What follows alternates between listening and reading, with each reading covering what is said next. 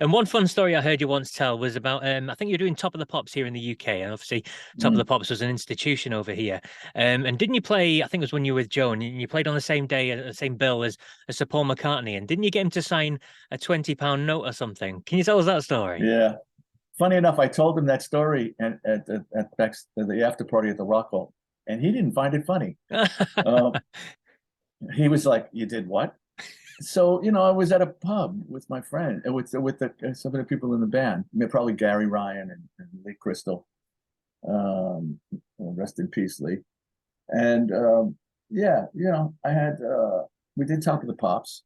Now I'm gonna say he was there with Linda. I can't remember what song he was there for. It was might have been the song he did with Stevie Wonder, All right, was okay, it? yeah. I'm probably just messing all this up, but in any event, I'm standing on the side of the stage, and he kind of said to me, "Oh, I love that song, now the rock and roll. Great, great, great tune, great tune."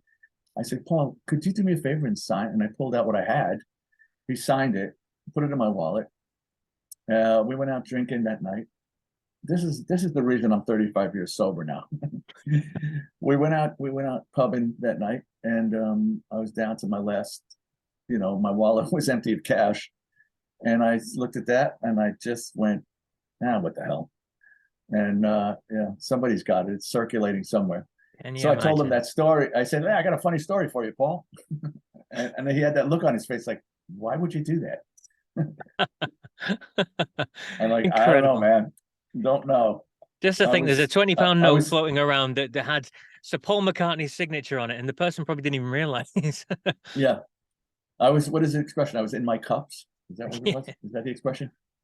Yeah, Oh, phenomenal stuff. And you I mentioned the think Rock Hall there there. was I an mean, overflow of Jack Daniels that night.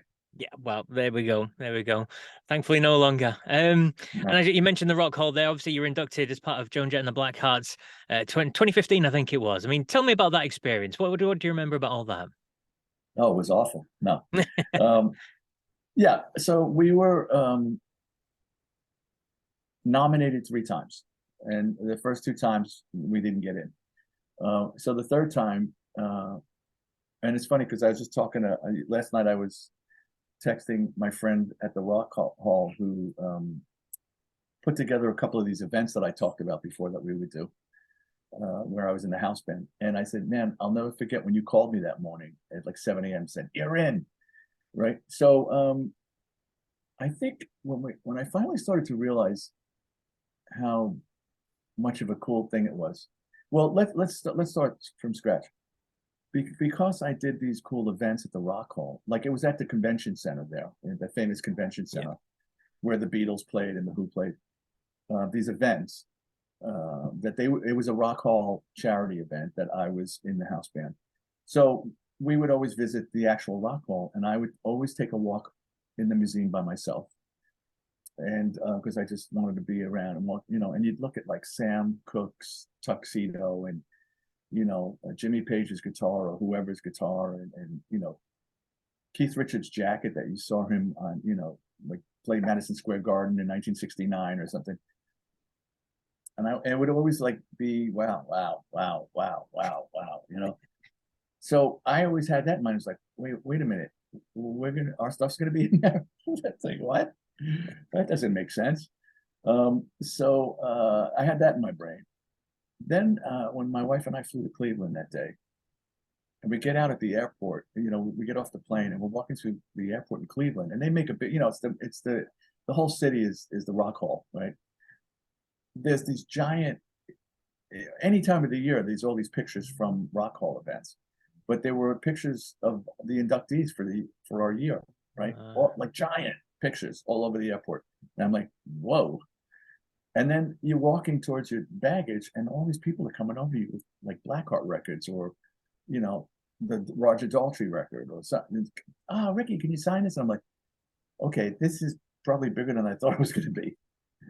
And then we get there and we do the sound check. I didn't play with Joan. I was told that she wanted to play with her new band, which seemed completely acceptable. I hadn't played with her in years. I played with her from 81 to 91. And but we're doing sound check.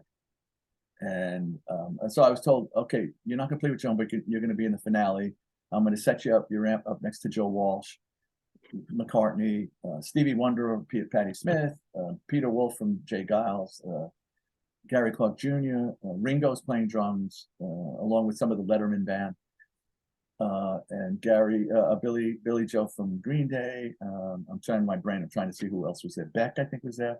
Not Jeff, the other Beck. The 90s Beck. Oh, delay, yeah. Yeah. And who else was up there? I'm probably forgetting somebody really cool.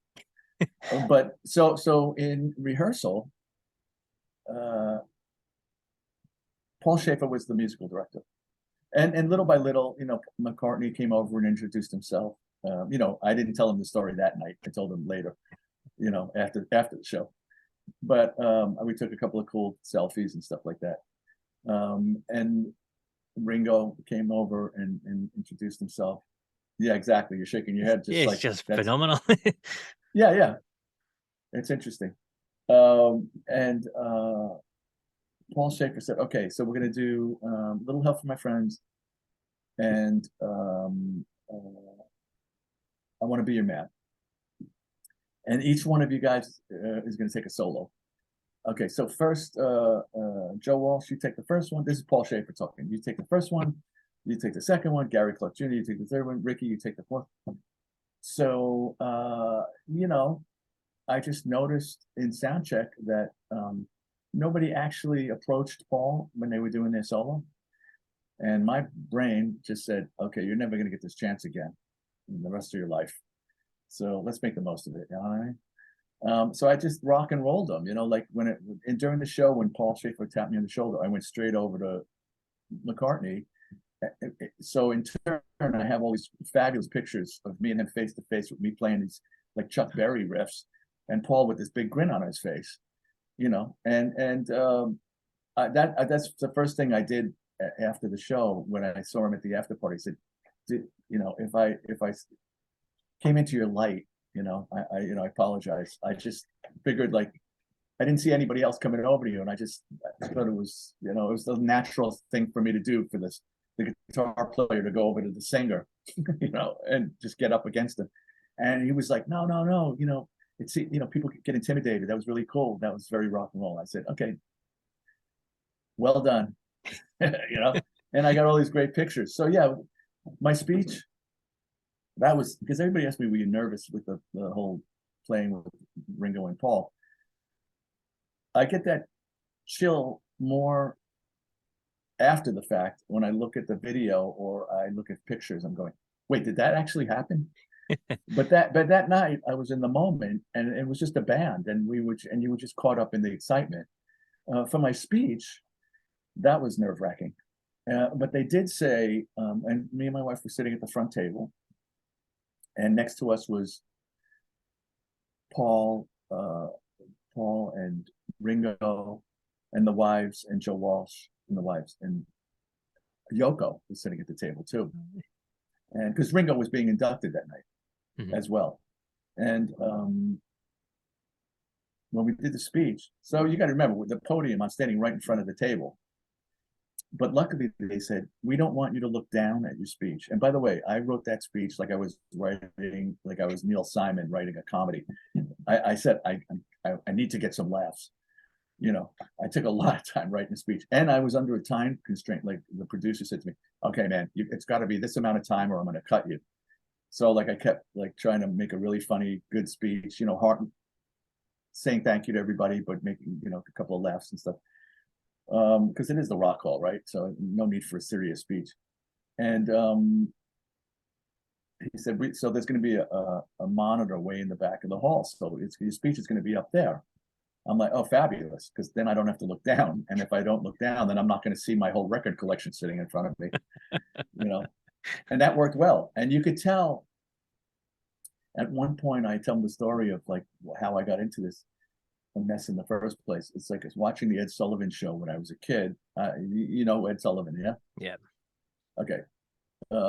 Yeah, so when we were a kid, all families sat around and watched that every Sunday night. And Ed would bring, he'd have jugglers, he'd have the cast of a Broadway show, he'd have comedians, singers, and he would always have a rock and roll artist. Famous Elvis from the Waist Up show, and the first Beatles show, and you know, in the Stones. I think it was the first Beatles Stones. I could be wrong on that. The Beatles show that they were on. And I don't think Elvis was. I think he was on the Steve Allen show first, but you know, what do I know? And yeah, I saw the Beatles and the Stones, and that was the moment I went, oh yeah, that's for me. I could do that. You know, and then I asked my mom for a guitar, which I don't remember the timeline, but eventually she sent, you know, her boss for my birthday gave her to give to me this acoustic no-name guitar, which is in the Rock Hall now, which is really cool. Oh wow. Which I had all those years. And so the Beatles, no, I'm trying to, I'm going in your head now. You're going to ask me which did I like better, the Beatles or the Stones? Of course, I love both of them. And when I saw the Beatles, I was like, yeah. But I was a very shy, quiet kid. Grew up in the Bronx, right? Always a transistor radio and a baseball bat, you know, because of my baseball team. And so the Beatles I love, but when I saw the Stones on the Ed Sullivan Show, and I saw Keith, and I was like, oh, what's that? Yes. That looks dangerous. Give me some of that, you know. The final stamp was a couple of years later when they did Top of the Pops and they did Jumpin' Jack Flash, that famous video with the war paint. Yeah. I was just like, oh yes, sold. I sold. I like this, you know, and I've been chasing that ever since. I've been saying two things. You chase guitar tone wise, and I'm definitely not the only guitar player that says this. The eternal chase to get Clapton's guitar tone on the Blues Breakers album, the Beano album, like we're forever, you know, trying to get that tone. You just keep buying pedals, hoping you could find that tone, and it just never sounds that way. So that's basically the story of that night, and it's the story of you know, chasing the tone. Incredible. Which should be the title of my next album. Chasing the There tone. you go. That's it. You got to